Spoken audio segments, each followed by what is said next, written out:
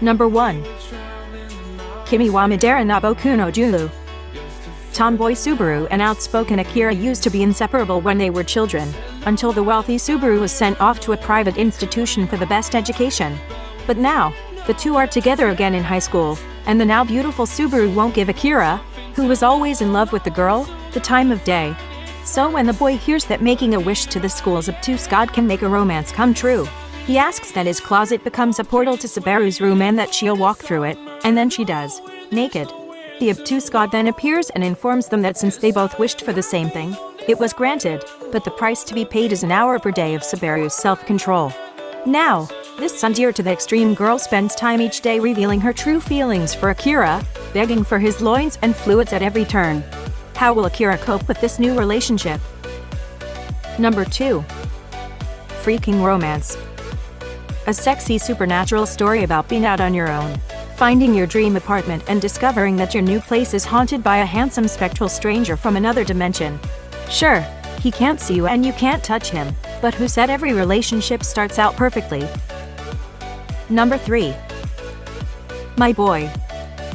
Satoko Tada is an office worker. She's almost 30 years old, but she still hasn't been able to find happiness in her life. Fate brings her with Mashu Hayami, a beautiful 12-year-old boy whom she finds practicing soccer all by himself in the park. Out of a whim, she decides to help Mashu with his practice, with her knowledge of soccer at her disposal. As they practice together on an everyday routine, the two eventually develop an emotional bond.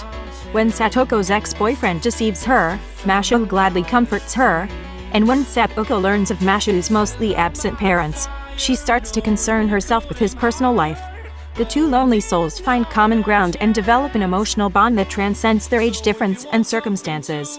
With this newfound bond, new feelings start to sprout within Satoko. Are these feelings that of maternity? Or is it something else? Number 4. Hirasaka Hinako ga ero Kawaii Koto wo or dake ga Shitteiru. 8 years ago, Aoki made a promise to a witch. He'd continue to like his childhood friend Hinako no matter what, or the witch would take something important from him. Now in high school, Aoki has a supernatural ability to see exactly what Hinako is doing, typically her masturbating while thinking of him. But little does Aoki know that Hinako made a similar deal with the witch. She must remain a virgin until she's 18, or Aoki will die? That will be tough, as Hinako also has the ability to spy on Aoki's self-pleasuring sessions. Number 5. Naraku no Futari. The bullied girl in class Sakura-rin and the honor student who doesn't want to make any waves, Komai Nuhaya, were classmates and haven't once exchanged words with each other.